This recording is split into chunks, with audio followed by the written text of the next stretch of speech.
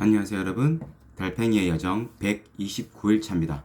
오늘도 우리 즐거운 배움의 티켓값을 지불하고 출발하도록 하겠습니다. 오늘도 시간은 흐르지 않는다, 어제에 이어서 계속 얘기를 해 보려고 합니다. 아리스토텔레스는 이런 얘기를 했다고 하죠. 시간이 우리가 절대적인 시간이 우리의 행동이나 이런 것과 전혀 관계없는 시간은 절대적으로 존재해서 스스로 흐른다. 이런 거와는 반대로 우리가 사건이 있기 때문에 시간이 발생한다 라는 얘기를 합니다. 그러니까 이제 어제 말씀드렸듯이 사건이 발생해서 그 전과 후가 나뉘는 것처럼 우리가 어떤 일상생활에서 관계를 맺고 사건이 일어나기 때문에 시간이 존재를 한다. 시간의 상대적인 특성을 얘기를 한 거죠. 그래서 이 책의 저자도 책에도 이런 얘기를 합니다. 사건도 일어나지만 우리가 내면의 사건, 그러니까 변화로서 시간을 우리가 측정을 한다. 변화로서 시간이 생긴다라는 의미에서 우리 내면의 변화로도 우리가 시간이 존재를 한다. 시간의 흐름을 알 수가 있다. 이런 얘기를 하거든요. 그 내면에 우리가 어떤 변화가 일어나면 그 변화로서 시간이 흘렀다라는 걸 알 수 있는 거죠. 이걸 바탕으로 한번 생각을 한번 해보면 우리가 왜 저 사람은 그러니까 어른이 아직 덜 된 것 같아. 어른이 안 된 사람이 되게 많아. 라는 이야기를 심심찮게 우리가 얘기를 듣곤 하죠. 여기서 이 의미가 뭘까? 내면적으로 성숙하지 않은 사람들을 보통 얘기를 하잖아요. 그래서 우리가 생체적으로는 우리가 변화를 합니다. 몸의 신체의 나이가 들고 그를 통해서 이 변화를 통해서 시간의 변화를 알 수 있지만 내면의 변화를 입장에서 봤을 때는 이 내면의 변화가 어느 순간 멈춰버려 있는 그 이상의 변화 성장이 일어나지 않는 사람들, 그런 사람들은 내면의 변화가 일어나지 않았기 때문에 시간이 흐르지 않은 거죠. 내면의 시간이 흐르지 않은 거죠.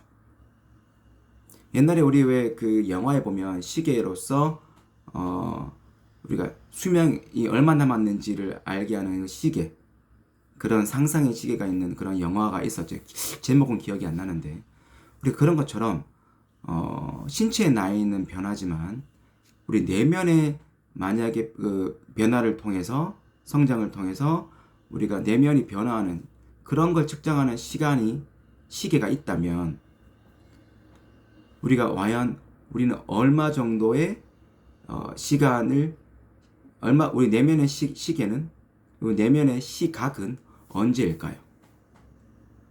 이런 생각을 문득 어제 책을 읽다가 해봤습니다. 그래서 우리가 청춘이란 말도 나이가 젊다라는 것보다 새로운 것에 도전을 하고 새로운 것에 시도를 해보는, 나이와 상관없이 그렇게 할 수 있는 마음이 청춘이다라는 얘기도 하죠. 결국에는 우리가 살아가면서 내면의 변화를 통해서 우리가 내면의 시계를 앞으로 계속 나아가게 해야 되겠다. 그래서 보이진 않지만 나의 이 내면의 시계가 여기에 있다고 보고 이 내면의 시계를 우리가 앞으로 계속 나아가게 하기 위해서는 결국에는 독서와 사색을 통해서 생각을 계속하면서 이 내면의 변화를 유도를 하고 그 깨달음을 통해서 역시 우리 생활에 실천을 해보면서 적용을 해보면서 그리고 실패와 성공을 이제 거치면서 내 내면의 변화를 계속 일으키면서 이 내면의 시계를 계속 우리가 건전지를 계속 파워를 넣어서 흘러가게 해주는. 그래서 모든 사람마다 내면의 시계는 다 다를 수 있다고 생각을 합니다. 그래서 오늘 하루 내면의 시계를 어제보다도 1초라도 흘러가게 할 수 있는 하루가 되시기를 바라겠습니다.